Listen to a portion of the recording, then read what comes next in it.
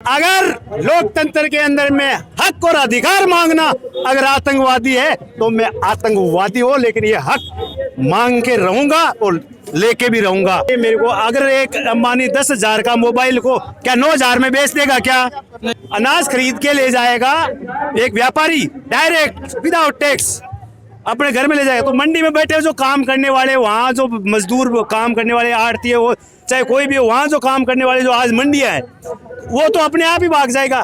शिक्षा का निजीकरण किया था तो बोला कि नहीं, सरकारी स्कूलों पे कोई प्रभाव नहीं पड़ेगा।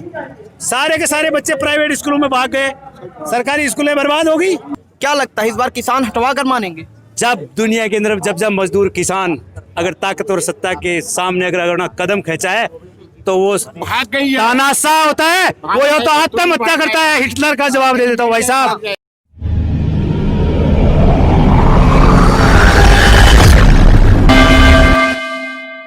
से भारतीय जनता पार्टी के नेता शुरुआत से ही जहर उगल रहे हैं। कोई खालिस्तानी बोलता है, कोई पाकिस्तानी बोलता है, कोई किसान संगठनों को कुकुर मुत्ते की तरह उगाए, और अब तो बर्ड फ्लू का बयान आ गया। किसान जो है बर्ड फ्लू फैला रहे हैं। क्या कहेंगे ऐसे नेताओं? भाई साहब, मैं एक किसान का बेटा था, पहले किसान के घर में पैदा हुआ और फिर जवान बन के 17 साल भारत की सीमा पे रक्षा किया, वहां से वापिस रिटायरमेंट होके घर पे आ गया, मेरी खेती कर रहा हूँ। अगर लोकतंत्र के अंदर में हक और अधिकार मांगना अगर आतंकवादी है तो मैं आतंकवादी हूँ, लेकिन ये हक मांग के रहूंगा और लेके भी रहूंगा। पीयूष गोयल ने जिस तरह से एक वीडियो वायरल हुआ था कि हमारे साथ किसान संगठनों की लिस्ट है, देखा होगा आपने, अगर नहीं देखा तो राकेश टिकैत के साथ कहते हुए नजर आ रहे हैं, ज्यादा मुंह मत खुलवाओ, किसान संगठनों की लिस्ट है। इनको बोलो ये भारतीय जनता जो पार्टी है, ये पार्टी को मैं ये कहना चाहता हूँ, भारतीय जनता को टकराव की स्थिति में मत कीजिए। किसी भी, मान लो कि हम किसी भी पार्टी को वोट देने वाले लोग थे, लेकिन अब अगर रोटी के अधिकार की बात कहाँ है? देखिए, आज प्रकृति का संदेश समझिए कि इन्होंने रोटी को बिजनेस कारपोरेट के हवाले का कानून बनाया और प्रकृति ने सड़कों पे लंगर खोल दिया। प्रकृति परमेश्वर की धरोहर है, किसी के बाप की दौलत नहीं है। हमने जो जीने के लिए बनाया वो संस्कृति है, जिसको हम सनातन संस्कृति करते हैं, लेकिन प्रकृति तो परमेश्वर की है ना। ये किसान है, ये किसान ही अन्न देता है, ये इसी के दिमाग की उपज है, एक वैचारिक क्रांति है। ये किसान का एक दर्द है कि अगर कॉरपोरेट के हवाले अगर हमारी खेतियां कर दी जाएगी तो हमारी खेतियां जाएगी, वो तो जाएगी, लेकिन इस देश का जिसके पास में कम जमीन है, जो शहरों में रहने वाला है, कोई मजदूर है, रिक्शा चलाने वाला है, उसको एक बात बताइए मेरे को, अगर एक अंबानी 10,000 का मोबाइल को क्या 9,000 में बेच देगा? क्या नहीं, 12,000 में बेचेगा? तो अगर अंबानी हमारे से मान लिया कि 10,000 में खरीद लेगा मूंग, तो वो खाने वाले को क्या 9,000 में दे देगा? क्या नहीं।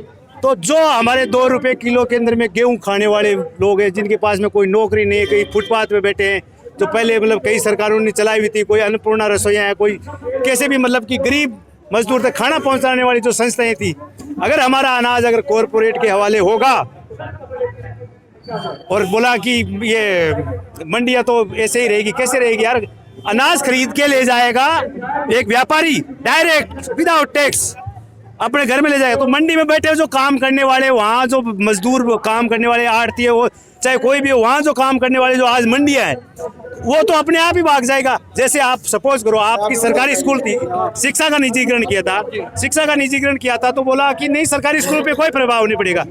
सारे के सारे बच्चे प्राइवेट स्कूलों में भाग गए, सरकारी स्कूलें बर्बाद हो गई।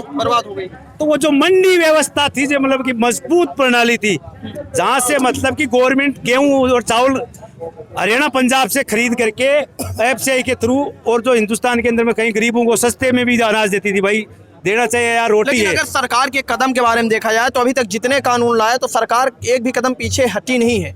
क्या लगता है इस बार किसान हटवा कर मानेंगे?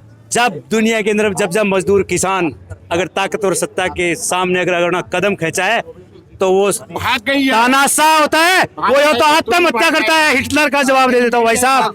जब मजदूर और किसान का बच्चा अगर ताकतवर सत्ता के विरुद्ध चलता है तो या तो शासक आत्महत्या करता है, या वो भगोड़ा होता है। तो हमारी इंटेलिजेंस वगैरह आ रही है ना, ये बोला हमारे अंदर में कोई खालिस्तानी पाकिस्तानी कोई नहीं, मैं सब हिंदुस्तानी इंसान है, हमारे अंदर में सब बराबर है हमारे यहाँ। भाई साहब, हिटलर तो बहुत दूर की बात है, वीर बहादुर कहाँ है?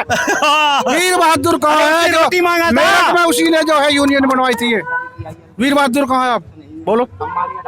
बिल्कुल नहीं मान रहा। फौज के अंदर में एक वीर बहादुर ने क्या बोला था कि मोदी जी हमारे तक थोड़ा सा दाल ठीक नहीं पहुंच रही है।